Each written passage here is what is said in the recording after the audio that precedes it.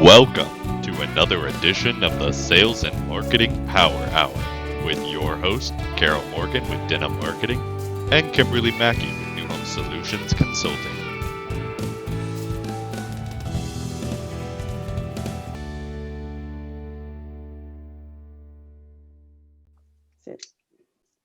So we are live. Yay! Yay! Happy Friday, everyone. Happy Friday indeed.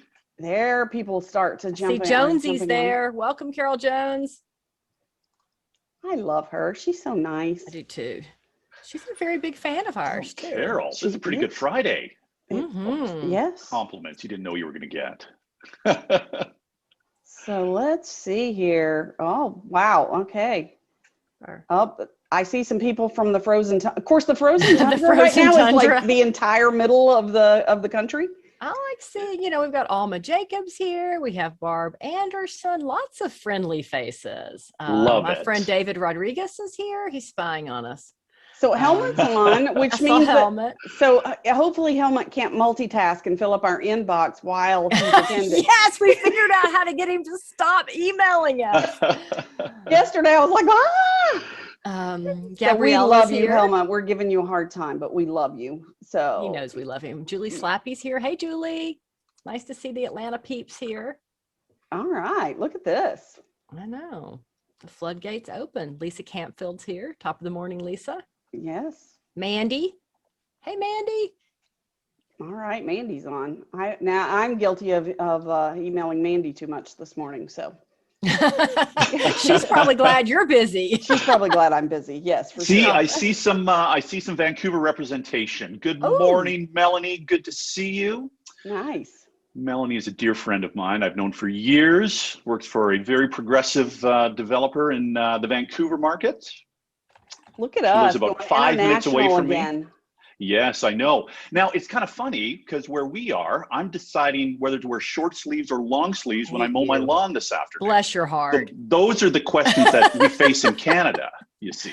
Well, here's our problem that we have here. Yesterday it was 64 when I got up, so I had to decide whether to put on my Tampa Bay Buccaneers Super Bowl jacket or the Lightning Stanley Cup jacket. And, by the time I made the decision, it was already up to 74. So then I didn't need a jacket anymore. And the stress of that was just too much. So I had to go to the beach. Yeah, bless your heart. Did Tampa Bay win the Super Bowl this year? I can't even remember. It was so long ago. Who remembers these things? So I think people remember the boat parade more than they remember the Super Bowl. They sure do, don't they? Yeah. We're just happy it's not raining for once in Atlanta. You've been inundated. Here it's been squish. Well, still it's squish, squish, squish. If you walk across anywhere on my farm, it's awful. Well, we are certainly. The people in Texas are going boo-hoo to all of you. That's what they're doing. And they've said boo-hoo many times to. That's if they even have power and are on here listening. So that's right. Yeah, it's a bad situation. It is. For sure. Although I do think they were starting to get power back. So. Looks like it was starting to come back. Yes, Carol Jones says, "Are you trying to make us feel bad, Kimberly?" Yes, she is. I saw that joke yesterday, actually, and I laughed. I think I got a big kick out of that. So she sent it to me, and I laughed, kind of. Yeah, I'm sure. Yeah, it was funnier to those of us in Tampa than anybody else, for sure. So, welcome everybody. We are so excited to go international again and have the one and only Dave Betcher on the program. So we've known him, we've loved him, and he's there for us, whether he's with Lasso, ECI, now with Atlas RTX. So I'm going to share my screen and put we got so busy talking, I forgot to actually open up the PowerPoint with this. So bear with me, guys. So just, remember, I'm running this thing and talking to you guys. Well, and everybody's excited as we can see you only have like 4 slides. There's only 4 slides. So we have too much to talk about to be bothered with slides today. Exactly. That's exactly what it is. So let's kick things off, Carol. Very briefly, let's brief hear today. Who you are. Yeah. Carol Morgan, hailing from muddy Atlanta, north of town. I'm founder and president of Denim Marketing, and if it can be written and its content, that is what we do. whether it's digital or print or in the sky with airplanes. That's right. Pretty much anything. Skywriting. Skywriting. Okay, Our new I like focus. it. Mandy, that's your job now, is skywriting. You're in charge. So, and I'm Kimberly Mackey. My company is New Home Solutions Consulting, and I am a sales and marketing management consultant. I like to say that I'm the person who comes in to make sure that sales is the engine that drives the train rather than running it off the tracks. So if I can help you in any way, this is how to reach me. And then he needs no introduction, but let's just tell you how impressive this guy is. Dave, let's. Oh, well, I'm going to keep this. I'm going to keep this brief. So I have a new. I have a new title, and I have a new wonderful company that I'm with. So I have joined Atlas RTX, and Atlas RTX is a chatbot and a textbot organization, predominantly working with home builders all across the U.S. and Canada. So I'm just so excited to be here today. I think this topic is still a little bit of the unknown, and that's why it's so exciting to talk about it, because people just don't know that much about it. Maybe people are a little threatened by it, and I just want to, dispel some myths today. Let's talk a little bit about what not so much the experience for the home builder, and we're going to talk about that a lot, but today it's really all about the customer, isn't it? And really, what does that customer experience look like? Many times, and especially now, where we're trying to manage so many different elements of our business, and leads are just so. I mean, there's just so much lead traffic that we're trying to manage that I think we have to recognize that we're just not good. We're not that good as individuals that we can do what the expectation of the customer is. And that's really what I'm so excited to talk about today. I love that picture, by the way. I was going back to my notes. That picture was taken about 5 years ago. And boy, those were some good days. I think sitting in my house here in North Vancouver, maybe I've lost a little bit of those days, but hopefully I'll be able to maintain. So just thrilled to be here. And thank you everyone for coming on with us today. And what an opportunity this is for me. So I'm going to go ahead and do our shameless plug for March 12th. So you guys can go ahead and take your notes. Remember to join us for a very controversial subject that we are going to endeavor to thread the needle on here with Cut the Commission. Pros, cons. We're going to talk about co-ops. And that is always a subject that is very near and dear to my heart, but I know a lot of builders are doing that. So make sure you mark your calendars now to join us on March 12th. You can reuse the same link and register. Yep. But I'm going to go ahead and get that plug in, and then I'm going to actually turn off the screen so that we can actually just have a conversation. Yeah. Absolutely. Well, let's just dive on in. I was teasing Dave in kind of the pre-show banter about, what is a chatbot, Autobot, Fembot? So for those of you who are Austin Powers fans, you don't want to hear what he said to Fembot. So we're just going to leave that there. Well, I had to do some research, Carol, and I had no idea there was so much in Wikipedia about what a Fembot is. But just think of Austin Powers, think about the high boots, think about the where the bullets come from. That's what I will always say. So. Yeah. So we can probably leave it at that. Absolutely. Yes. And I just see Alma asked if we could put Dave's email in the chat. Yes. Either Kimberly or I will do that in just a second. But let's dive in, kind of give us that 30,000 foot level. What is a chatbot, and how do they differ from CRM automation? Well, that's awesome questions. And I think when we think about our daily lives now, we may not even recognize how much automation we rely on. And it's so funny. And I was talking a little bit earlier about, we just bought a beautiful new house. And one of the things that I love about it is the automation within the house, turning on the lights just by asking Alexa to do something for me, asking Alexa to, so we're getting so accustomed to having some immediate answers to any question that we have to ask. If I'm driving in my car, I could just hit Siri on my steering wheel and I could ask a question. It's crazy, right? But we've just become so accustomed to it. So what a chatbot is, or what a bot is in general, it's an autonomous way. So autonomous meaning that essentially it can, what's the word I'm looking for? It's capable of operating without direct human control. So kind of allowing automation to answer some questions for us. And then when we need to have human engagement, humans can jump right in. And human engagement is a huge part of our relationships day to day. But in many cases, people don't need to have that human engagement at the very forefront of whatever they're looking for, whatever they're searching for. And if they get answers, if people can get answers to their questions, in many cases, that elevates the experience that they have with anybody. So by having some information, and remember back in 2000, and all of us remember, of course, everybody on this call, not everybody, I don't be facetious, but everybody remembers when websites were just coming out. And my background is in creative. So when we start to look at, when websites started to become the norm, people were really curious about these websites and, oh, our website's going to catch on. And eventually they certainly did, right? So we're talking, and I'm talking websites for builders, typically in 2001, 2002. And then we started to talk about CRM and, oh, CRMs, do we need them? Do we not? So there's this real reliance on technology within our home building space. And there always has been. We haven't necessarily recognized it in the home building space as quickly as we have needed to. And I will say probably that the home builder space hasn't been as adaptive to technology as some of the other industries that we're so used to, or even catching up with our home automation, or looking at our camera on our phone to see who's at our door. So those are the kinds of things where automation has just become so much of a part of our lives. And I will suggest that we won't be having this conversation this time next year, because it will be so much more commonplace within the market, because that is what the customer is demanding. They want answers without having to go directly to an individual. And when they're ready to go to an individual, then that individual is there to help them. And that's really what a chatbot is there to, and that's designed to do.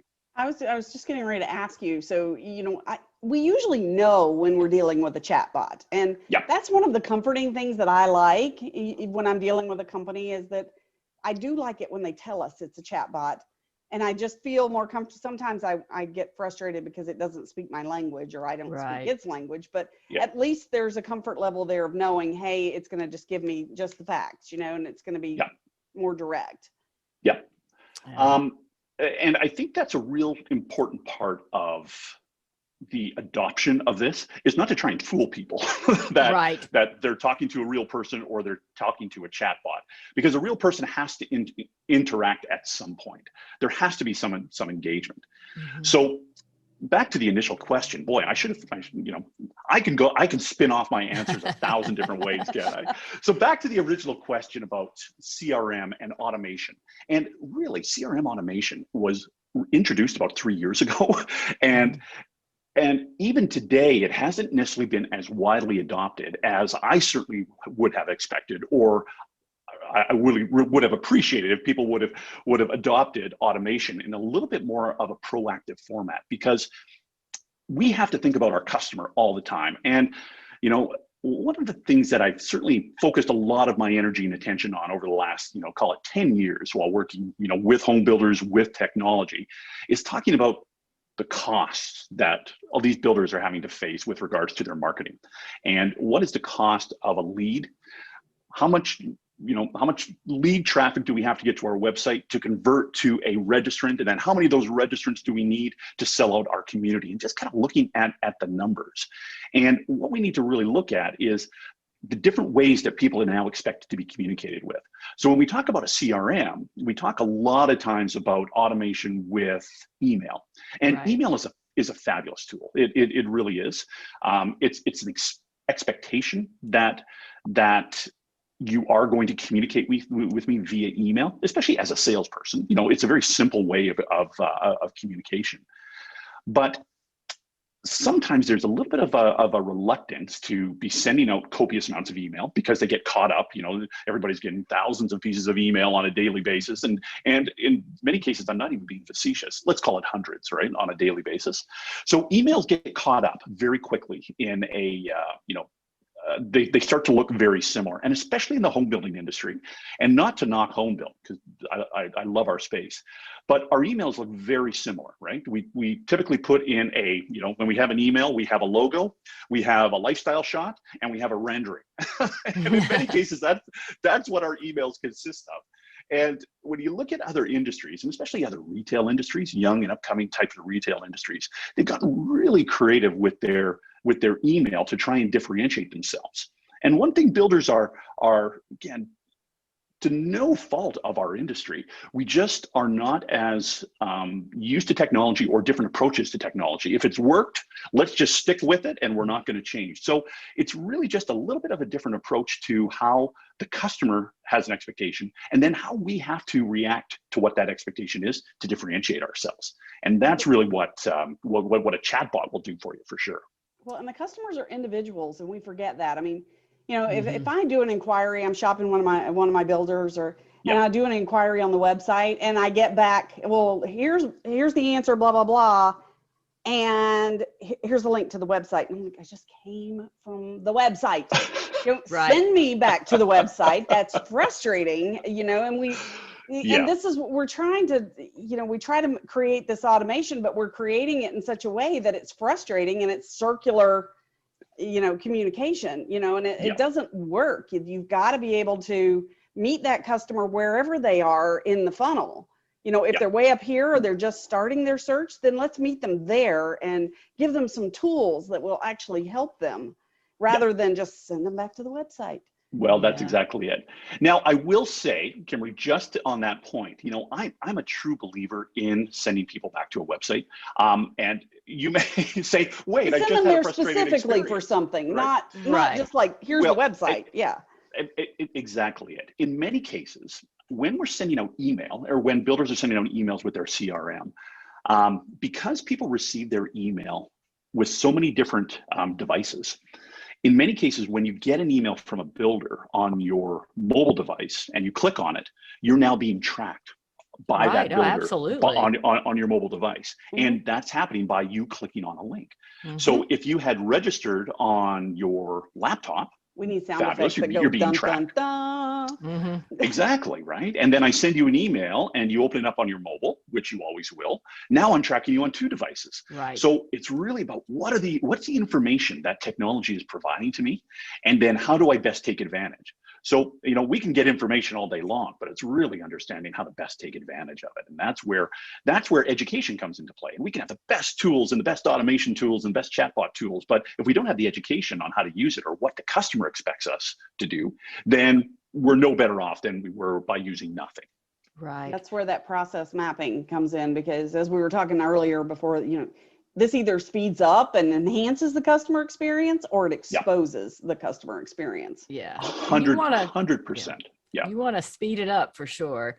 The one thing I hear over and over again is, chatbots, Autobots, it's going to take so much time to set it up. How much time does it take? And, do you need a person devoted to it? What does that look like? Well, there's a couple of different kinds of chatbots, and I don't necessarily want us just to think of the chatbot as something that pops up on your website, because it actually goes a lot deeper than that. And I'll talk a little bit about some of the other automation and bot tools that are available after the customer has engaged with the chatbot on the website, and then what the experience is like. And typically it's texting as well. So we'll get into a little bit of that. Good. Okay. But bots can be, one of 5 different bots. So, there's the human-powered chatbot, which essentially is that live chat experience. So somebody has to be monitoring the other side, and then somebody says, chat with us now. You'll chat, and there's somebody on the other end that is managing those questions. So if you kind of think of the OSC in their day-to-day, again, they're answering phone calls or they're replying to voicemail. They are entering in all of their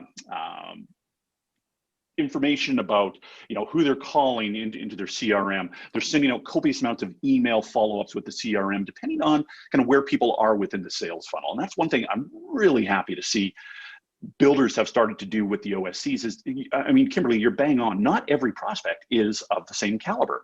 There are some awesome ones, which are right at the bottom of the funnel, just ready to close. And then there are people who are just, getting some exposure to you as a builder.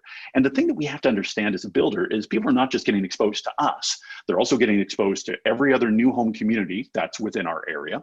They're looking at every other resale property. And then they're also saying, do I need to do anything? Right? Mm-hmm. So there has to be that constant flow of information that's going out to people. So when we look at a human-powered chatbot, in many cases, that's almost a deterrent because number one, people don't work 24/7. And people can typically manage 1 or 2 conversations at a time. So if there are 5 people that are chatting, number one, it takes your OSC away from the, from doing anything else because they're chatting with questions that typically, in many cases, can be answered in an automated format. So kind of taking that FAQ type of response. So human powered, that's kind of the lowest level of, and there's no real setup with that. Now, the next one, we call it a traffic bot.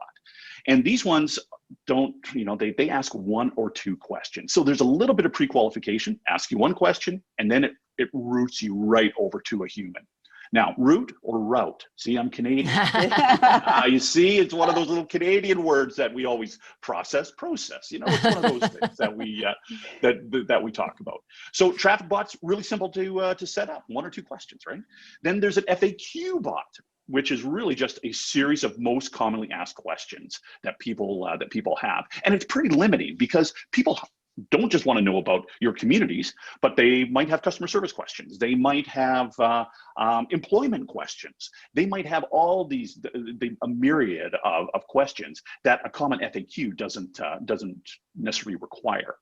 So all of these, there's 100, probably 1,000 different kind of bot companies out there that provide those 3 types of experiences, and they're pretty inexpensive and they're pretty simple to set up. But when you look at the customer experiences, are you gaining anything with having those types of bots in place?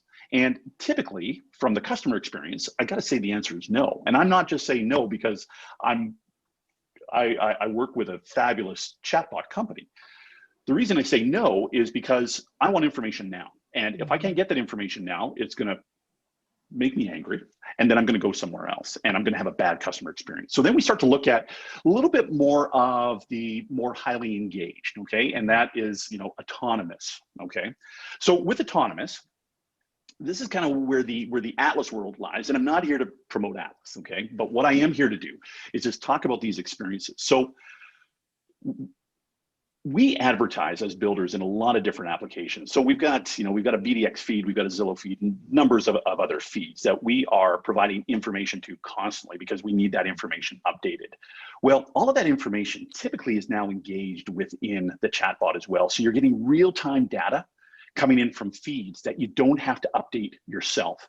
And what you're essentially doing is number one, you're keeping people on your website a lot longer because they're engaging with all these different elements of each of the communities that you've already put into place when you put in your Zillow ads and your BDX ads.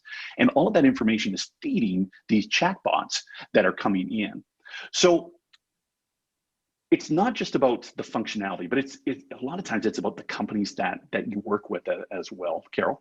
And when you look at the companies, you really have to define, are they, number one, do they know my space? Do they know what my business is, right? That's always the first thing. And I can't tell you how frustrating it is, coming on the CRM side where people would position a non-home builder specific CRM in their business and think that when they get support, that people are going to know what the heck they're talking about.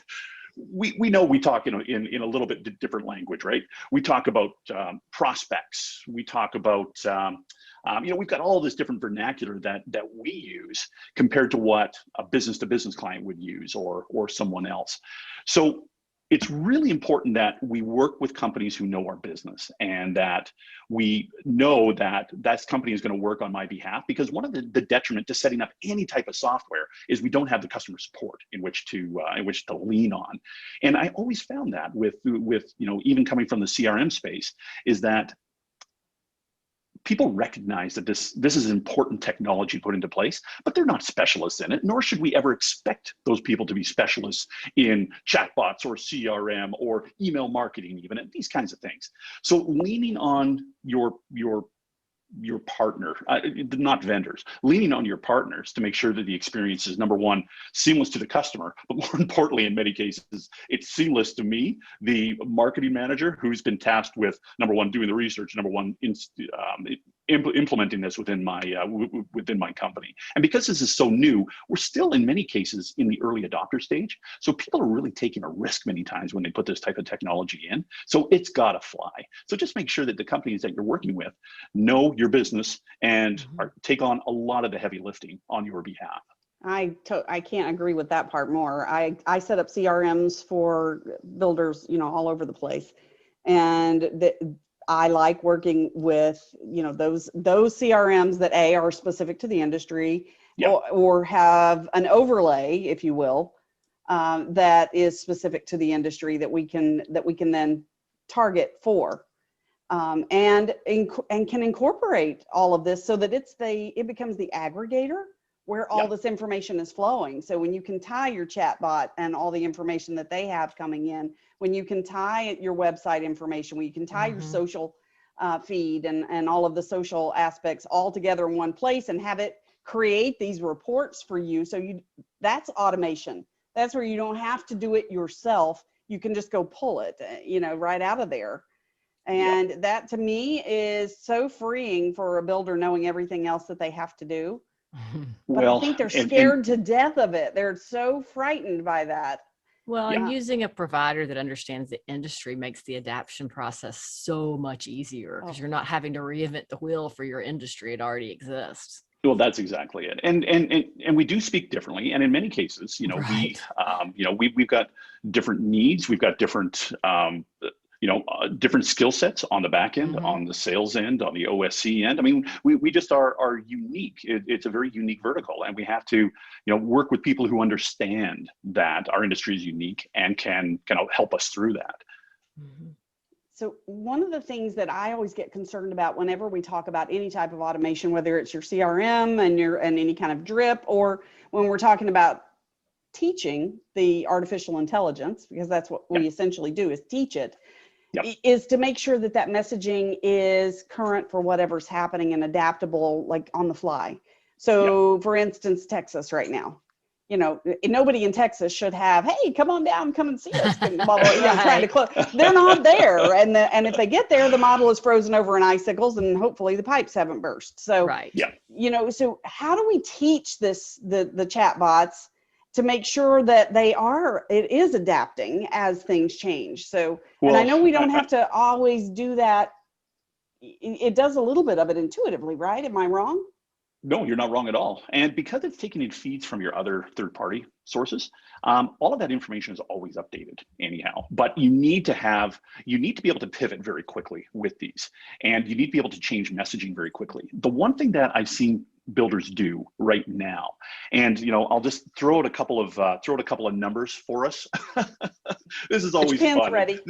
This is all good. And I was just looking at some builders traffic flow from 2019 to 2020, and just kind of looking. So we've got a builder in Texas. In 2019, they had 4,600 online leads. In 2020, they had 19,421. Okay, so a 400% increase in online leads. Okay, that's not bad. Builder in California. 2020, 4373, 2019, 4373, 2020, 12,358. So the consumer demand has increased 100, 200, 300% over what it was in 2019. Now, the one thing I have also noticed is that although builders have certainly recognized the importance of an online sales counselor, their demands for their time there hasn't been an increase in OSCs for builders that have gone up 200, 300, 400%. So the resources on staff haven't met the demands of our customers. And in many cases, what's happening is that people are not getting information. So what we don't want to do is we don't want to turn off any of this automation, right? Because And I've even seen people have, they've stopped following up with online leads altogether because they have nothing to sell and they have nothing to say.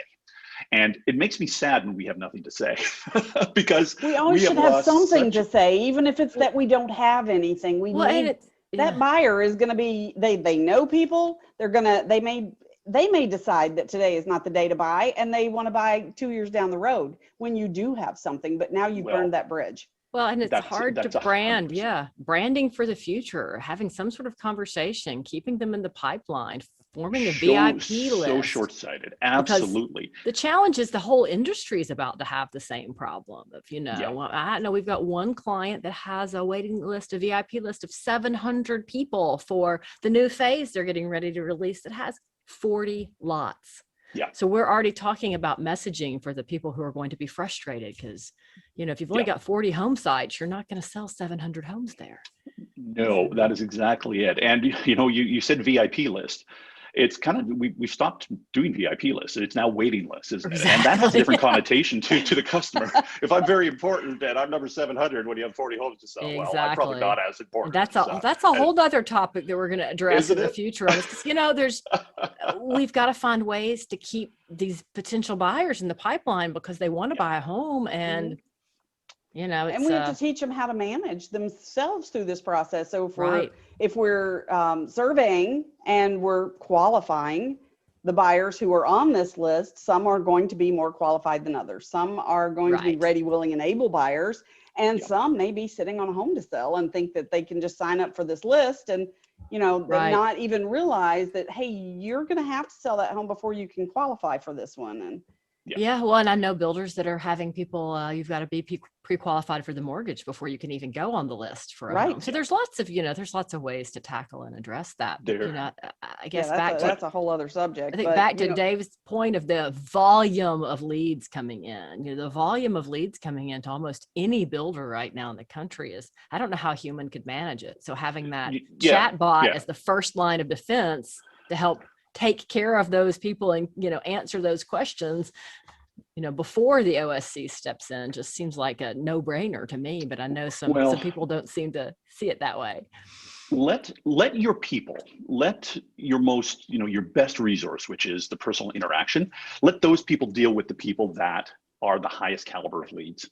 And you can see everything now, when somebody registers, and whether they're registering from the website, you can see all their website activity, and then they come to the chatbot, you can see all of the conversations. So as an OSC now, or as an agent on site, I can see everything that you've ever looked at while you were going through the chat conversation. And it's really cool type of information that is being provided. And you think of, any builder's website right now, and this depends on the size, but certainly, there's 100 pages minimum. Within those 100 pages, there's floor plans, there's directions, there's school districts, there's, about us and, our blog pages and all these sorts of things. There's just so much information that sits on our website. Sometimes it's very difficult to navigate through that. And as a consumer who wants information immediately, who wants to, go down a path and just get what I need, and then I just want, and then if I'm interested, I'll provide you with my information. And if I'm not, I will move on. But give me the information. Don't lose by default by not having that information available or making people wade through 40 pages to get to an area amenities for a specific community. And a little bit facetious there. It's that same thought process of, roll back 5 or 6 years and, I don't need to have everything on my website because they won't come see me. You need to have everything on your website so they don't eliminate you. And same is true for your chatbot now in your conversations. If you don't give them enough information, they're going to find somebody who will. Yeah, and have that chatbot be able to refer back. The chatbot at a minimum should know what's on your website and where it is. Right. 100%. And have that information available so it doesn't have to lead you back to the website, but should have it available within that chat conversation. So if you're asking, where do you want to live? How much do you want to spend? How many bedrooms would you like? And just kind of guide you down a path. And then it can show you the options, right? And then nice calls to action. That's the important part. And everybody's website has calls to action. Register now, register for more information, get on our waiting list, get on our VIP list. Good calls to action there that will typically take you to a registration form. But in many cases, that's where the experience ends, right? Because the OSCs just don't have the ability to communicate after the fact. So along with kind of that chat bot that resides on the website, there's also text bots, which are a key element to the entire relationship. Okay, so just being able to communicate with people via text as well, and whether that text conversation is, you know, me sitting texting my customer, or there is some automation that is put into place as somebody is registering with me. If you can build a text relationship with somebody, it elevates the relationship status. You look at, you know, when we look at email, email's a wonderful tool. There's a little bit of a different approach when we're sending out emails to prospects who have registered. Okay, so one approach is to send out what looks like a marketing email, and that marketing email looks like every other marketing email that's sitting in my inbox right now. So my likelihood to open it typically resides around the 15 to 20% range. And when I say that, out of every 100 people that I send one of these emails to, about 15 of them open them up, which is really quite poor. Now, that being said, if your email looks like somebody actually typed it out themselves, like it looks like it came from their Outlook, it can still be a templated message, but that open rate goes up to about 35 to 40%. So right off the bat, by having what looks like a personal conversation come into play, you're already upping your response. Okay, so that's always a good thing. When you're talking about a text type of relationship, so just kind of think of the scenario where I'm on your website, I go through a chat bot, and I look at 5 or 6 different communities, and I've got all this information. I have been asked to register, right? Within the chat bot, a little registration form in there. I've been asked to register. So not only does that many times go into the CRM, which is critical, and we'll talk a little bit about that when we talk about what builders need to really think about when they're implementing their chat bots. It needs to go into their CRM. That's critical. But more importantly, it can continue the conversation via text.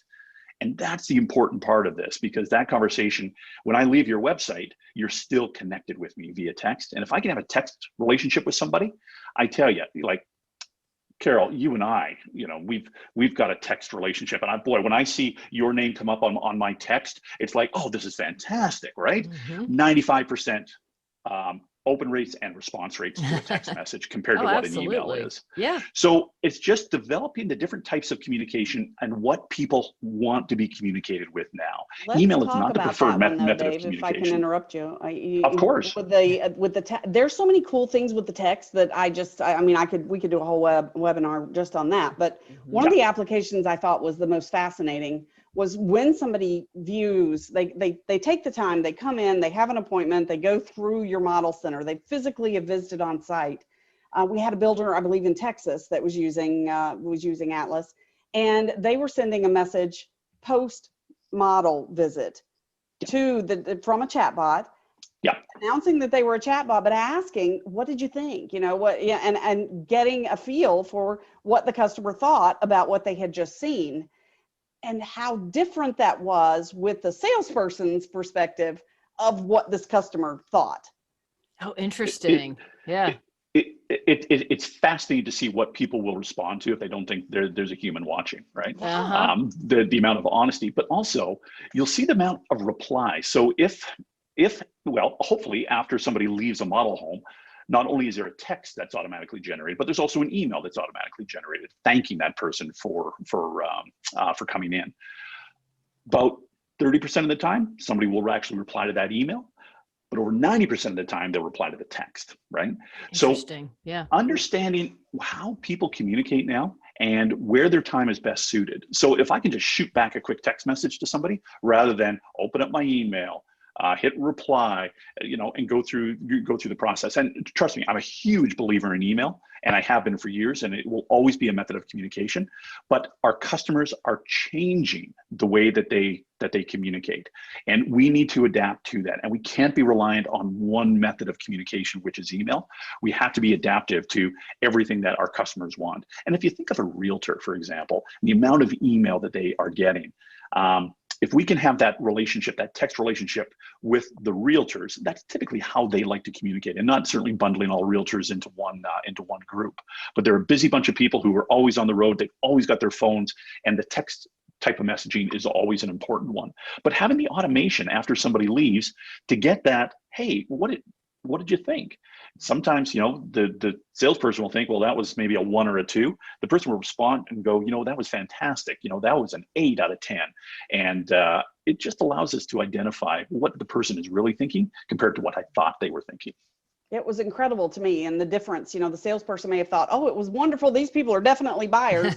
And they walk out and they go, this is way too expensive for me. You know, so they were answering the chat bot, and they were being far more honest with the chat bot as they were getting that survey. And one time I checked into a hotel, and immediately, like as soon as I checked into the room, the chat bot texted me to find out, your room? Is everything okay in your room? Is there anything we can do? And I was like, this is so darn cool. I think there's that cool factor, I guess.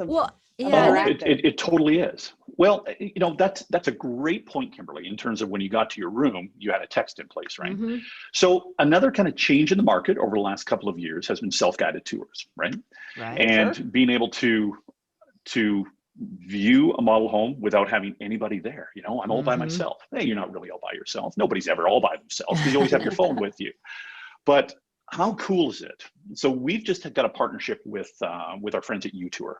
And one of the things that we've introduced is not just providing a self-guided tour experience, but an interactive tour experience as people are going through the home. So they can ask questions about features in the home, can ask questions about the neighborhood, can ask questions via text as they are doing their self-guided tours. So it really elevates the experience. And that's really what we're trying to do. It's not just about walking through a home and looking around and going, yeah, I like that backsplash, or the washer and dryer, I'd rather have stacking than not.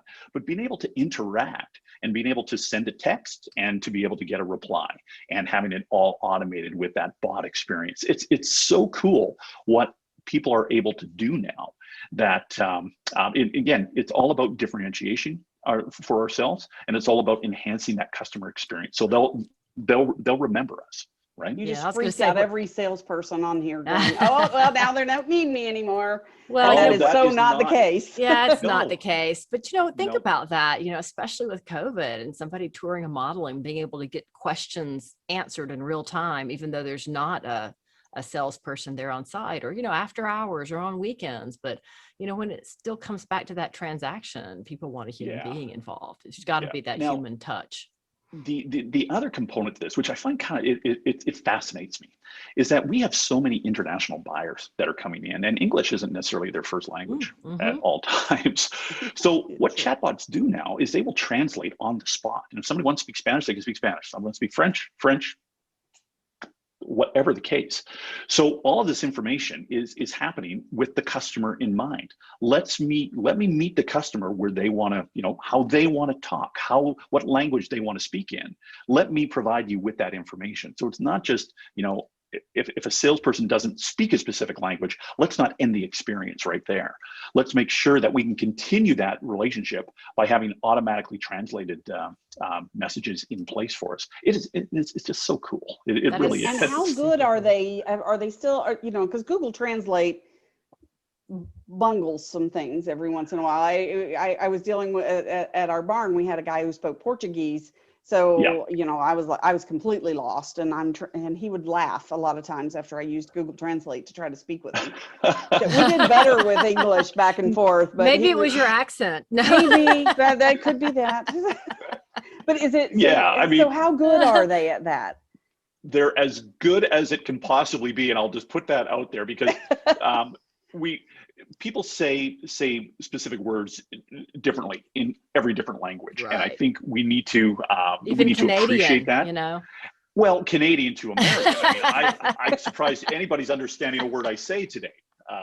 It's a whole different language, that Canadian language. Well, it is, but you know what? People understand that, for the most part in North America, the conversations are going to be in English, but if that isn't your primary language, to have the ability to communicate in my language. So most of it's done via typing. So you're not having to worry about different accents, those kinds of things. When you're typing in, like when you're doing a Google Translate, it's mostly when they're typing. And in many cases, people don't have an English keyboard. They would have a Cantonese keyboard or a Korean keyboard, something like that. So it just allows you to communicate. And again, it meets the customer where they are most comfortable, and it provides them the information without them having to go through a bunch of hoops, doing their own translation. There was another application that particular builder did that I thought was really interesting using chatbots, and this was 3 years ago. So we're talking in the infancy here. This was way cool that they were on board so early. But if you recall, back at the end of was it 2018 or 2019 when everything just kind of came to a grinding halt. So I think it was 2018. Everything just went the last month of the year.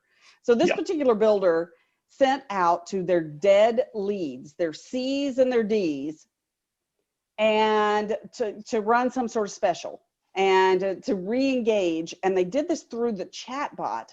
Yeah. And they ended up having 8 appointments set from dead leads that turned into sales. And I just thought, you know, that was incredible use. That where even an OSC, while they're great at nurturing for a long time, at some point we're going to throw people into the dead file, right? Right. Yep. So to have that ability, you know, I thought was just a really interesting use of chatbots. Well, it's about re-engagement, and a lot of times, especially now with the amount of leads that we're trying to deal with, like hundreds of leads a day. Okay, I'm not necessarily concerned about somebody who registered nine weeks ago. We're not worried about dead leads, but we will be again. Yeah, right. So by re-engaging with some automation, and that automation typically, you know, it's a simple question. You know, hi, it's Dave. You know, we haven't talked in a long time, but this is triggered just like an automated email would be triggered. And it's just triggered normally with a rating. So, you know, after I make somebody a C or a D, after 90 days, if there hasn't been any engagement within those 90 days, just shoot them a text message. And that text message typically resonates a lot higher than an email message would. And it certainly is going to be communication that usually a human would not be able to accommodate, because they are so busy with the people that registered yesterday and the day before and the day before, and the phone calls that are still coming in today, and trying to manage all of those activities. So I tell you, re-engagement is a huge part of this. And with the amount of lead flow that's coming in right now, we can't respond to everybody personally. There's just no way we can do it. We're not that good. So we need some method of automation in there. But then we also need to understand that not everybody's ready to buy a home today. So keeping them engaged with chat, with email, with personal touch, for sure with personal touch. But for the ones who are a little bit more of the outliers, those C's or D's, just have a mechanism in place to automatically communicate in a method that they want to be communicated with, right? And that's the important part of this. And they will at some point be able to buy. Another application that I thought was just really cool back when I was talking to Bassam, who owns Atlas. So he first talked to me about pipeline management. And this was before pipeline management became like it is today. I was working with a builder yesterday, and I've got 4 salespeople who were managing 3 different closeout communities at the same time while opening a new community. So we're talking, you know, the average salesperson can manage a pipeline of about 20, 25 people. So at most, and I always like for it to be less than that. But I mean, I've got salespeople managing 50, 60, 80 people now and more in a lot of cases. So how can we use chatbots even to help us with expectation setting and good, clear communication and handoffs with, I mean, there's just so many applications for that. Well, there is. And, you know, just think of automation as our virtual helper, right? Because we've got too much to do. And if we know that there's an expectation on the customer side that we can't meet because we've got so much going on, we need to incorporate automation within this. So one of the challenges that a lot of builders are facing right now is the timelines for build outs, right? What was 6 months is now 18 months. And for somebody who's just bought a new home, and it could be their first home, the experience up until the point where they wrote that contract was fantastic, right? It's all very exciting. But after they've written a contract, now they have to wait an extended period of time. And they probably paid more for the house than they expected because prices have gone up and all of these kinds of things. So what we really want to encourage is people being communicated with on an ongoing basis and just keeping them updated on the status of their home and using some automation tools to do this. So just like you would follow up with a C lead, trying to re-engage, or now I'm finding much greater application for following up with our buyers on an ongoing basis and letting them know about the status of their home. So don't leave people in the dirt, because what people will tend to do if they have a bad experience is they will go on social media and they'll talk about that bad experience. And then I have to deal with them. Yeah, then we got PR person. Please don't let that happen.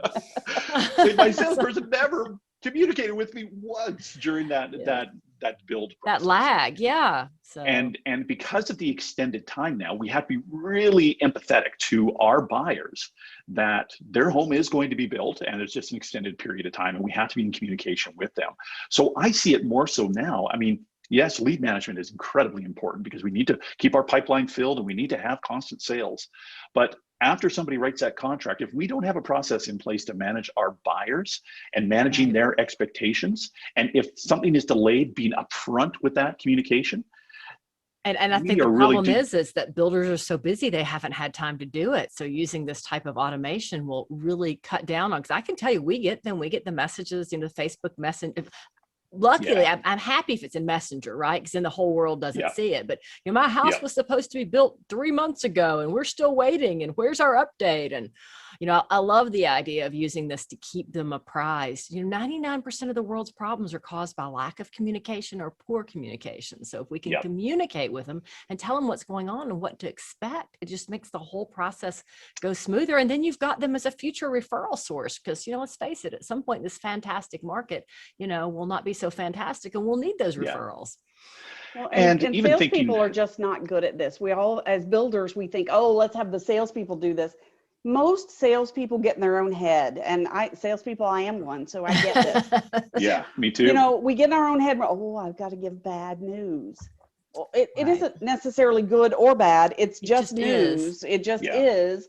But tell a salesperson that who has a relationship with this person, they've been communicating with them for 6 months or a year or sometimes longer, and now all of a sudden they have to tell them that, by the way, the permit is not going to be issued for another 6 months. Or the architectural review board is not going to meet because of COVID. So now they're shut down. And so now we can't even get your plans approved. And the salesperson just flips out. A chatbot is not going to flip out. Chatbot doesn't care. Doesn't have emotion. No, but in many cases, that personal approach has to be put into place there. It has to. You have to have both. Yeah. So having the trigger is important, but also being there to respond. Right. So if somebody responds back, a chatbot is not going to have the empathy that you expect it to, and that people need. So just making sure that we can interact on a personal level as well. Salespeople, our jobs are always, especially on the builder front, our jobs are very challenging. Some are more challenging than others, but we have this expectation that we are going to be closing deals, and we're going to be following up with all of our leads, and we are going to be responding, and we're going to be rating people, and we're going to be doing all of these activities to get to the point of the sale. And that never stops, right? We always have this expectation. And my earnings are defined by what I sell. So once I've sold a home, the interest level that I have in many cases of working with that purchaser, because I've already sold them, I already have the money in my pocket. I want more money coming in. So if my job, and when you look at your CRM reports and you go into Lasso and you look at your daily traffic and your activities, and I'm not making that third phone call, these are all things that salespeople have an expectation to do, but it's never after the fact that what's happening with those buyers. So again, thinking of the experience of somebody who's just bought the home, if the experience is great, they're going to shout it. They are really going to shout it. So using technology to follow up is a wonderful thing, but also guide them to, write a review for us, right? So having links right within these messages that, please write a review, and have that, because we are so good at our follow-up and our communication. It's really a great opportunity to makes my job easier. It's way easier to do that, and it builds such good brand exposure. It really does, and brand recognition, and people recognize that every single day. Every single day, they recognize that. So using technology as your friend, but know that it's not going to replace you. One of my favorite Mike Lyon quotes. You gotta have the relationship first. Right. Well, it all starts with that. Go ahead with Mike. I'm sorry. Well, here's my favorite Mike Lyon quote, and there's many, but technology will never replace a salesperson, but the salesperson who embraces technology will always replace the one who does not. More so now than ever, we have to kind of take that in. This is part of our jobs, that it's not just about the personal relationship anymore, because that's not how our customers are shopping. Customers are shopping digitally now, or virtually. They're shopping virtually on our websites, and even during our presentations, we're doing our Matterport tours via Zoom now, right? So we're not even meeting people in person. Yeah, exactly. So a lot of this has to do with understanding technology and making the experience as simple as we can for our customer to make it be enjoyable, because that is going to differentiate us. And people are eventually going to catch up, right? Every builder is eventually going to catch up to understanding the digital experience. But even today, I'm still getting calls from past Lasso clients that I have, wondering if they know anybody who can train their salespeople on how to do a Zoom meeting. And this is a year after we've been into this. So send to it be to able Kimberly. yeah, Well, send in Kimberly, right? but I mean, there are days, Yeah. Dave, where I'm actually teaching, and it hasn't been this bad this year because people caught on, but I have literally taught people how to put an attachment to an email. Oh yeah. I mean, and by shadowing their computers, and here's how you do this. And I mean, we didn't hire technologists. Nope. And Dave Keller from Keller Williams said several years ago, he made this proclamation that he was no longer going to hire sales agents, but what he was going to hire were technologists. And I took issue at the time, and I still do, because I think if you don't have that relationship, you have to have the relationship building skills first. Right.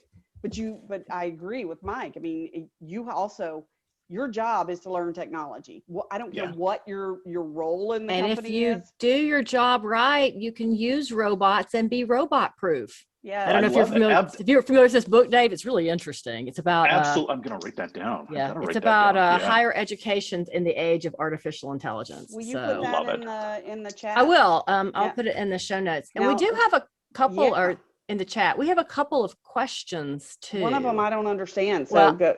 Yeah, I'll shoot with that. I hope I do.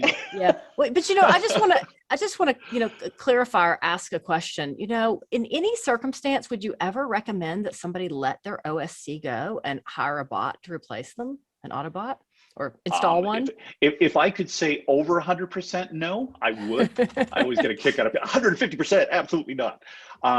Absolutely not. It's the customer experience. I mean, it's the this customer one-on-one experience, right? That is our real differentiator. But just also understand that not every customer needs to have that personal communication, right?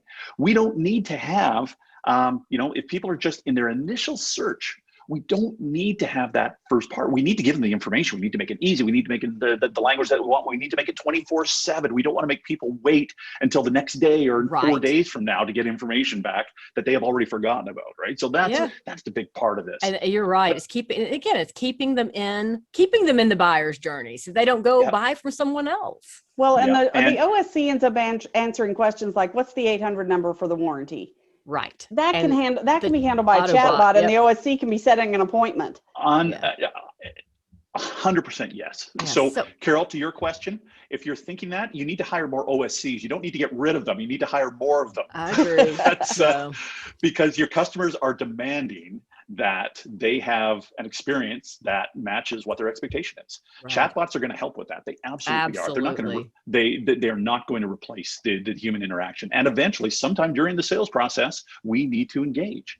Mm-hmm. My good friend, I don't really know Gary, but Gary Vaynerchuk wrote a book. I always like to throw that out there. He wrote a book called Jab, Jab, Jab, Right Hook. And what the premise is if we give more than we expect back, if we will provide information, give information without any expectation, okay? Right. Provide it on our website, provide a very simple platform in order to do it. And then come in with the right hook to close on the sale when the buyer is ready. Right. That's the key to this, is having the information available when people want it, in the language that they want, how they want it, and available to it. We knew it was going to happen, Carol. Yeah. Zen had to be heard. That's so. Well, Dave, there's at the end, so he was probably just saying, "Hey, Mom, time to wrap it up." Yeah. Sorry, the chief happiness officer and chief security officer decided to bark at something. I don't know what. That's exactly it. So this question here is, can you speak to the effect that chatbots have on upcoming Google algorithm crawls? Ooh, very high tech. I will get some more information. See, I always say, you know what? Let's not. I won't talk to that right now because I'm probably not the most educated on that. So let's get some information on that, and then I will reply back to that question. Thanks for tossing that out. I love those types of questions. Yeah, good to know. That would be really interesting. Carol, what am I missing as far as questions going here? Oh, she's still on mute, so I guess Carol can't answer me. So Is that better? Can you hear me now? So it's actually interesting. We have a lot of contact center platforms are actually integrated natively into Google's processing platform, says our chatbot programmer who's on here. So that's interesting. Love it. I don't know if there's any other actual questions in here. I've been chatting back and forth with Julie Slappy. Anyone else have any questions? Anyone using chatbots that wants to share something interesting? And if you want any information without feeling pressured that I'm going to try and sell you something, because that's not how I work, right? I'm a believer in education, and these types of environments provide so much education. But if you want to dive in more, don't hesitate to reach out to me, and we'll have my contact information in. We'll send out an email after that. I'm sure. Yes, they'll receive it tomorrow with the recording. So. And if you want more information, or if you just want to take a little bit of a deeper dive without any expectation whatsoever, please just contact me. I'm thrilled to do that. It helps me too, as I get to understand the chatbot world more and the different requirements that people have. So in closing, I have a question for you. Ooh. So if you're talking to a builder and this is all new to them, what would you say is the biggest thing they need to consider before incorporating a chatbot? So I think we always need to consider what our tech stack looks like. Okay, so having integration between all the different elements of our business is critical. So first question, does it interact with my CRM? That's the first thing that we need to ask. Okay, because if it doesn't, we're going to have people doing duplicate entry, or nothing is going to get added into the CRM. Probably the latter. So it doesn't integrate with the CRM. Number two, do I have the resources in place to manage this? So when I have this influx of lead flows, do I have people able to respond back personally as well? The chatbot's not going to do everything. We need to have human interaction. Do we have the resources available? Those are kind of the two that are most important, because if it doesn't go into the CRM, it never happened. That's what I say. And the second one is that if I don't have the people there to respond back to my live prospects who are warm/hot, then I may as well not have anything at all. But those are two of the kind of the key things that I would just make sure of. But the CRM one is a big one. Whatever CRM you use, Salesforce, HubSpot, Lasso, doesn't matter. Just make sure that you have an integration with the CRM. And if you don't, there's lots of ways that that you can have integration tools now, but just make sure that your platform is not a standalone, that it does integrate with other with your other tech tools that you're using, your other tech stack. Absolutely. A well-managed CRM to me is always step one.